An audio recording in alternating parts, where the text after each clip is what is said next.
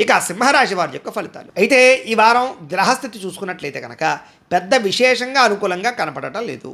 ఏది ఏమైనా చాలా జాగ్రత్తగా ఉండాలి. కొంతమంది మోసం చేసేవాళ్ళు ఉంటారు, పైకి మంచి వాళ్ళుగా నడుస్తారు, కానీ మిమ్మల్ని మోసం చేయడానికి ప్రయత్నం చేస్తూ ఉంటారు. కాబట్టి నమ్మక ద్రోహాలు ఎక్కువగా ఉన్నాయి. కాబట్టి ఎవరిని పడితే వాళ్ళని నమ్మకండి. ముఖ్యంగా స్త్రీలు, కాలేజీ విద్యార్థులు చాలా జాగ్రత్తగా ఉండవలసిన అవసరం కనపడుతుంది.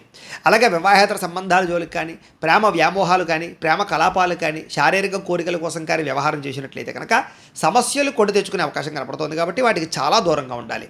అలాగే అక్రమ మార్గంలో డబ్బులు సంపాదిద్దామనుకున్న షేర్లు, బెట్టింగ్లు, స్కాముల జోలికి వెళ్ళినా ఎక్కువ ధన నష్టాలు ఉన్నాయి. కాబట్టి జాగ్రత్త. ఏదైనా వస్తువులు కొనేటప్పుడు, వాహనాలు కొనేటప్పుడు, భూములు, గృహాలు కొనేటప్పుడు చాలా జాగ్రత్తగా వ్యవహరించాలి. లేదా మధ్యవర్తులను నమ్మి మోసపోయే అవకాశాలు ఉన్నాయి, లేదా తప్పుడు ఇన్వెస్ట్మెంట్లు చేసే అవకాశాలు ఉన్నాయి, లేదా ఫేక్ డాక్యుమెంట్స్ సంబంధించినటువంటి ప్రాపర్టీస్ కొనే అవకాశాలు కనపడుతూ ఉన్నాయి.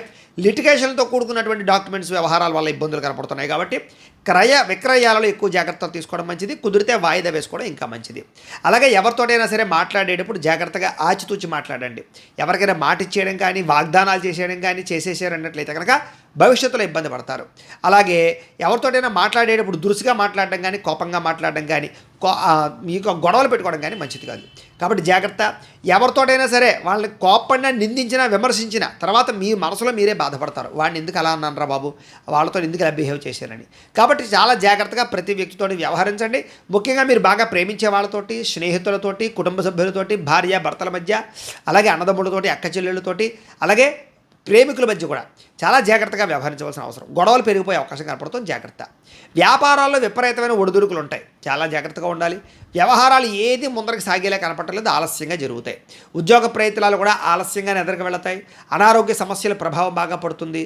శ్రమకు తగ్గ ఫలితం లేకపోవడము, వ్యాపారాల్లో చికాకులు బాగా పెరిగిపోవడము, ఎంత కష్టపడినా అనుకున్నంత గ్రోత్ రాకపోవడము, ఉద్యోగాల్లో విపరీతమైన పనిభారం పెరగడం జరిగే అవకాశం కనపడుతోంది.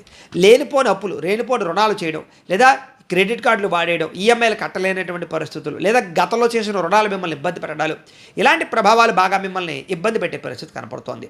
అలాగే మానసిక పరంగా కూడా ఆలోచనలు నిలకడగా లేకపోవడం, ఏదో ఆలోచించేయడం, ఏదో నిర్ణయాలు తీసుకోవడం, తప్పుడు నిర్ణయాలు తీసేసుకోవడం, ఇలాంటివి ఎక్కువగా కనపడుతున్నాయి. కాబట్టి ఆలోచన విషయంలో జాగ్రత్త తీసుకోండి. ఇక ధన సంబంధమైన విషయాల్లో కానీ, వ్యవహార విషయాల్లో కానీ ఎక్కువ జాగ్రత్తలు తీసుకోవాలి. కుటుంబపరమైనటువంటి అనారోగ్య సమస్యలు వేధిస్తాయి. శారీరక పరమైనటువంటి అనారోగ్య సమస్యలు మిమ్మల్ని కొంచెం ఇబ్బంది పెట్టే అవకాశం కనపడుతుంది. జాగ్రత్త. ఇక ఇంటర్వ్యూలో పాల్గొనేటప్పుడు కొంచెం ధైర్యంగా పాల్గొనడానికి ప్రయత్నం చేయండి. పాజిటివ్గా ఉండండి. నాకేమో రాదేమో ఉద్యోగం, నేను సరిగ్గా మాట్లాడలేనేమో, సరిగ్గా ఇంటర్వ్యూ చేయలేనేమో అనేటటువంటి అపనమ్మకంతో ఇంటర్వ్యూలకు వెళ్ళకండి. ధైర్యంగా వెళ్ళండి. భగవంతుని నమ్ముకోండి.